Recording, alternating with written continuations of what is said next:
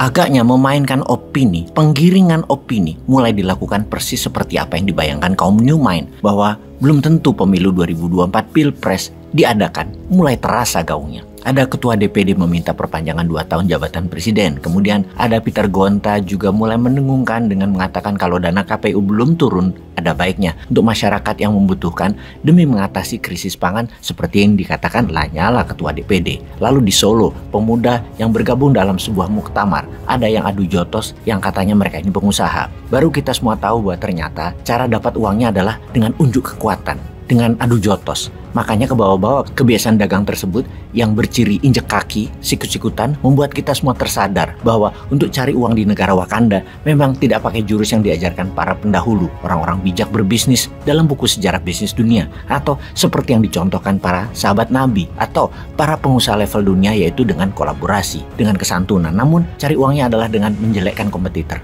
mematikan kompetitor, saling hujat, menginjak kaki, menjotos lawan, merangkul penguasa untuk mematikan lawan. Dan apa sih yang menyebabkan mesti begitu? Harta, tahta, perpanjangan jabatan. Nggak usah berantem lah. Lihat aja yang mau memperpanjang jabatan. Tidak pakai menjelekkan lawan, tetapi memberitahu masyarakat dengan anggun, dengan membangun narasi yang benar. Misalnya membangun wacana biaya 120 triliun rupiah untuk biaya penyelenggaraan pemilu itu nanti sangat mahal. Sudah, nanti aja 2-3 tahun lagi. Tunggu ekonomi kuat, tunggu ekonomi Indonesia stabil, dan siap orang-orang yang dikader yang akan meneruskan kebijakan membangun dengan berbasis foreign direct investment ini. Lebih siap lagi. Plus lawannya harus dibikin tidak berkutik dulu, dibatasi geraknya. Lalu dengan membangun opini, kita masyarakat jadi tersadar, oh iya juga ya, mahal ya 120 triliun rupiah itu, mending buat masyarakat yang membutuhkan. Kasih lagi BLT deh, bantuan tunai buat masyarakat. Inilah pintarnya bernegara. Ini harus dicontoh. Jangan jotos-jotosan, tidak elok itu, tidak anggun, tidak wibawa. Jangan kayak Bosman. Bosman itu orang Jawa, tapi mungkin karena lama di Sumatera, lama di Kalimantan, jadi kurang Jawa, tidak terlalu Jawa, tidak jaga wibawa. Yang benar itu jaga wibawa, terlihat harus merakyat dan peduli rakyat. Pastikan tidak pernah melempar batu langsung, pinjem tangan orang, pinjem mulut orang. Lah kalau mulut sendiri ya nggak wibawa dong. Harus berkesan dari orang lain, dari bawah, memenuhi permintaan dari bawah. Dan yang mengatakan harus orang-orang yang punya pengaruh di bawahnya, atau influencer di sosial media juga boleh misalnya. Jadi yang di atas selalu bersih, mirip dulu di zaman Pak Harto. Tiap 5 tahun maka petinggi di sekeliling yang mengatakan atas permintaan rakyat Bapak Soeharto diminta diperpanjang jabatannya 5 tahun lagi. Nggih, dia menjawab manut. Pemimpin ya manut rakyat, ya toh. Itu bener loh. Kita jangan jadi bangsa yang cemen, meninggalkan masalah besar di ujung jabatan. Kita itu harus pantang mundur. Kalau ekonomi misalnya 2023 atau 2024 belangsak, pantang mundur, harus diselesaikan. Jangan sampai tinggal gelanggang nyolong pelayu. Harus terus dan harus diselesaikan. Menambah 2-3 tahun lagi salah satu bentuk kejantanan pemimpin dan para pejabat yang bertanggung jawab. Jantan semua. Jangan sampai meniru bangsa Inggris. Baru terlambat ke parlemen 1 menit, menterinya mengundurkan diri. Baru buat kebijakan yang membuat rekening APBN kosong 45 hari, baru menjabat mundur.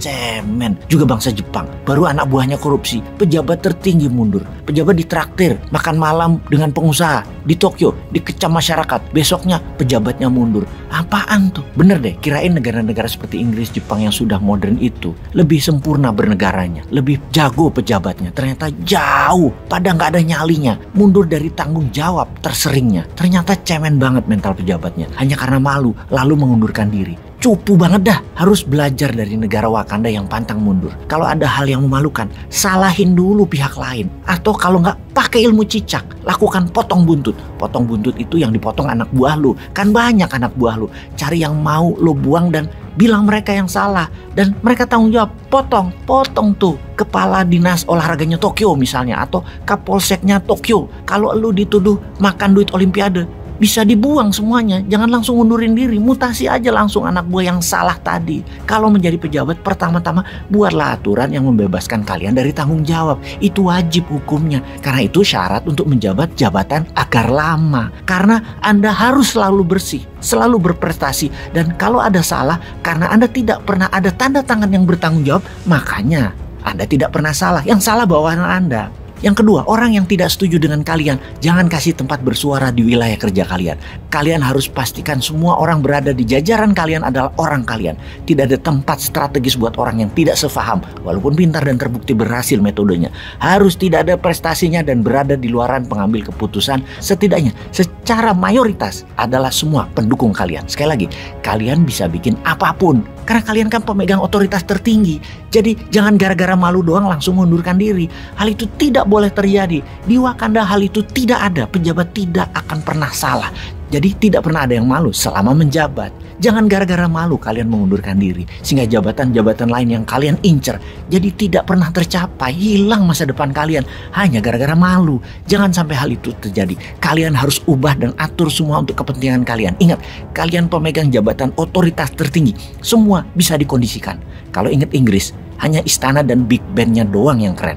Atau kalau kebayang Jepang, hanya elektroniknya doang yang kalian keren. Kalau mental pejabatnya mah dibanding sama Wakanda, jauh. Berani dah dilawan.